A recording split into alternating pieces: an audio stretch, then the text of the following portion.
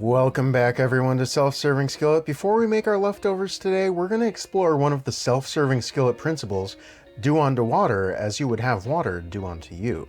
That is, if we have to boil a pot of water, let's see if we can get multiple uses out of it. We saw this in the carbonara and cake episode, as well as in the last episode where I cooked a couple of potatoes in my simmering stock.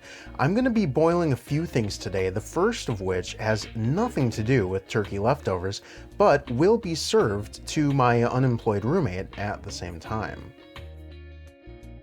Now to my second boil. I'm making 1 brick of ramen noodles. Now, what does that have to do with egg foo young? Well, about 20 years ago, my father, who's a professional chef, combined all of the ingredients left in my mother's fridge in an attempt not to have to go to the grocery store. These ingredients included leftover turkey and leftover spaghetti, thus the phenomenon of noodle foo young was born. So, Dad, this one's for you. While these noodles finish, I'm going to do some prep work. I have some purple cabbage, which I'm going to cut up into strips about as long as I want my egg foo young wide, and 1 carrot, which I'm going to shred on the largest setting because it's easy. Then I have some green onion that I already cut up as part of last week's prep work. I'd say this is about 3 green onions, and about an equal amount of frozen peas. And Dad, if you promise not to hate on me for using frozen peas in the dish that you inspired, I'll promise not to tell the world that you prefer the canned variety. Whoops. And some of my garlic prep from yesterday. This is about 2 cloves. And the turkey. Whoops. I meant to use the wings for this, as dark meat will stand up better to high heat, but I just couldn't resist eating them like giant buffalo wings when the Munchie Fairy came to call.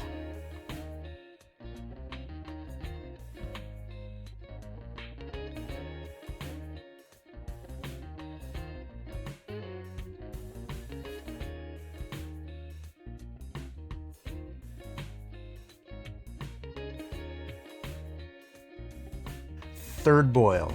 I want to put this cabbage in for just about 2 minutes or so until it softens. If you don't want to use the ramen, I at least recommend using the cabbage. Sprouts also work very well. We just need something a little longer than the rest of our ingredients to help bind everything together.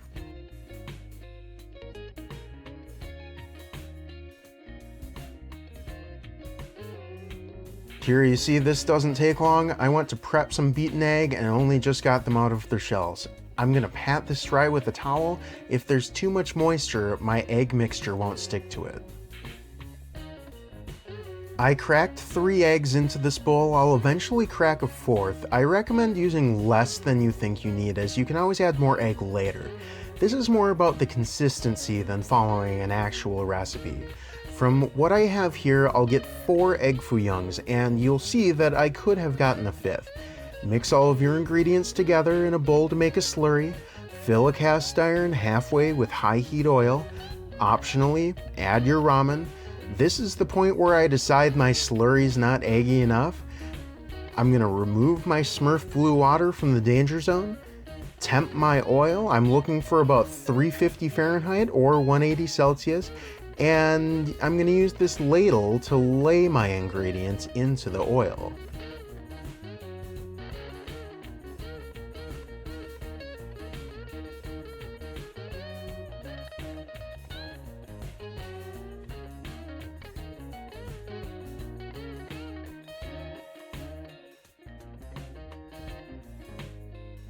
As you can see, this one was way too big and I had to cut it in half to even flip it over, but now I at least have a tester pancake and can make any flavor adjustments before I move forward. Nope, it's awesome. To the brim, this ladle will hold about 6 ounces or about 180 milliliters. I'm going to take care to only fill it to about 4 ounces or 120 milliliters.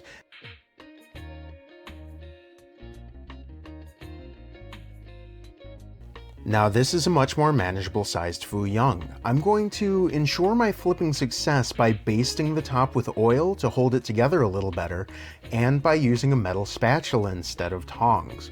Remove to a wire rack, you'll want something to catch the dripping oil, and from there it's just repeating the process of getting the correct dose, temping your oil, laying it in, unsticking, basting, carefully flipping, draining, and wire racking.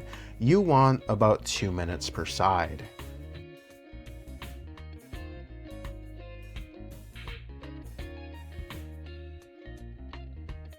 I'm going to hold these in a warm oven and carefully move my oil to a secure location to cool while I work on my gravy. It should go without saying, but I'll say it anyway. Handle your oil very mindfully and as little as possible. This is well above the boiling point of water, and best case scenario for an oil-based accident is an immediate and painful scarring for life. Back to our regularly scheduled programming. You remember that chicken fat that I rendered off in the oil video? I still had about a tablespoon of it sitting in my freezer. Since I'm out of turkey fat, I'm going to combine that with a tablespoon of butter so I can get some volume out of this. If you have all of one kind of fat, you can feel free to use that. I'm going to add an equal amount of all-purpose flour and whisk constantly over a high heat to make a roux, which is the base for our gravy. Once I'm confident that the flour is no longer raw, which in my case, with so little volume and so much heat, was about 2 minutes of constant and vigorous whisking, I'm going to add my turkey stock a little bit at a time until this looks like a gravy. If you want to cook this for longer, you can whisk this constantly for 6 or 7 minutes. It's going to get darker, more aromatic, and more flavorful, but it's not completely necessary for this application.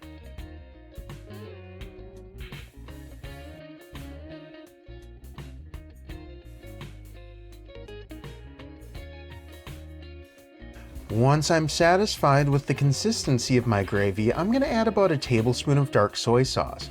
Dark soy sauce only has slightly more sodium by volume than regular soy sauce, but it packs a whole lot more flavor, so you can use less if you want to. And it of course has that beautiful dark color. You can feel free to use regular soy sauce, you just might need to use a little bit more. Whisk until it all looks like the same color. I'm going to add a little freshly cracked black pepper, then it's time to dish up. I'm gonna go with 2 patties on the plate and 2 for lunch tomorrow. I'll pack the gravy separately once I dress and garnish my dinner. This gravy is where the majority of the seasoning is for this dish, so don't be afraid to use it. I'm gonna garnish with a few more green onions, and it's dinner time.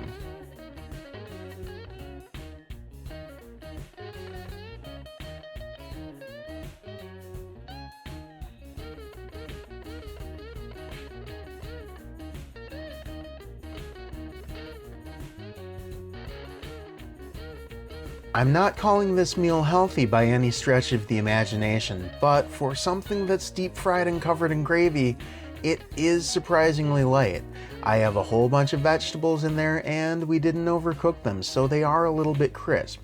It's just crunchy enough, salty enough, savory enough, and filling enough. If you want to check out some more of my stuff, click the broken egg to subscribe. I upload new episodes on Saturdays at 9 a.m. Central Time. I have to go bring my roommate her mac and cheese, then go do some jumping jacks or something. Get in the kitchen and let your hunger be your inspiration.